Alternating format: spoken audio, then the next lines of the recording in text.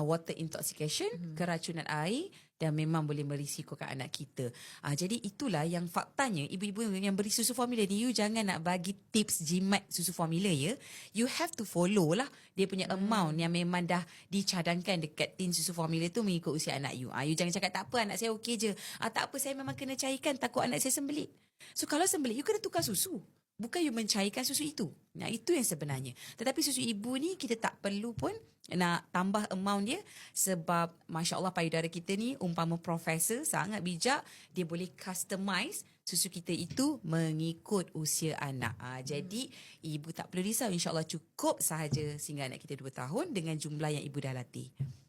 Okey, mungkin ada juga masih ibu yang confused. Kalau ikutkan pendapat Puan Nat, antara lahir sampai 3 bulan, kalau boleh guideline dia berapa ounce? 3 ke 6, berapa at least supaya mak-mak ni tak tersasar.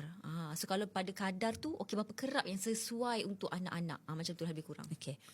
Saranan saya adalah untuk tempoh 4 hingga 6 minggu yang pertama, ibu fokus dululah kepada direct feeding, penyusuan secara kerap, secara terus. Dan ramai juga ibu yang tanya, macam mana saya nak pastikan anak saya cukup susu kalau saya menyusu direct? Saya tak nampak dengan pam susu kan? Kita boleh tengok daripada segi output baby. Lampin kencing, lampin najis.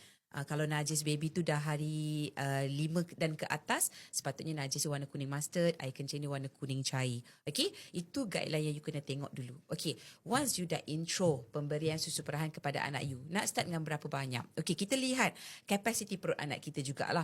Selalunya untuk anak yang dah berusia sebulan ke atas ni, saiz perut dia lebih kurang sebiji telur.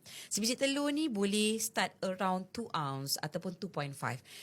So you start with that amount dulu. Start dulu. Kalau nampak macam anak macam nak lagi kan, macam dia macam nak lagi dan sebagainya kan, kita mungkin boleh tambah sedikit demi sedikit, not drastically you bagi terus 5 ounce lah. So kalau nampak anak you dah macam bertenang, mungkin dia cukup je dengan certain amount. Contoh kita latih 2 ounce, tapi anak kita nampak cukup pada 2.5, so maybe that kind of 2.5 sesuai untuk pemberian susu perahan kepada anak kita. Jadi itu antara amount cadangan. Ada yang mak dia Follow to know more update about us.